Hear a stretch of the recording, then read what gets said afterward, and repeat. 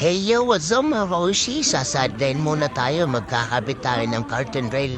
At ayan na nga, mga gamit ko. I-train ko muna.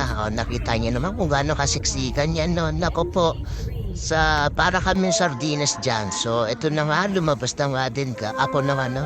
Ngayon, problema ako paano kung may bababa to. Kasi sabi ko, hagdanan, tsaka escalator. Hahanap ako ng elevator. Yun na nga, mabuti na lang. At nakakita tayo ng elevator. So, ayan.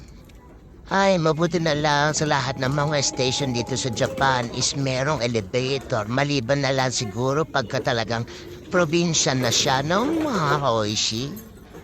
At ito na nga, inumbisahan na po natin ng mga kaoishi. Mabuti na lang, napakadali ng aking gagawin. Kapit-kapit lang, paminsan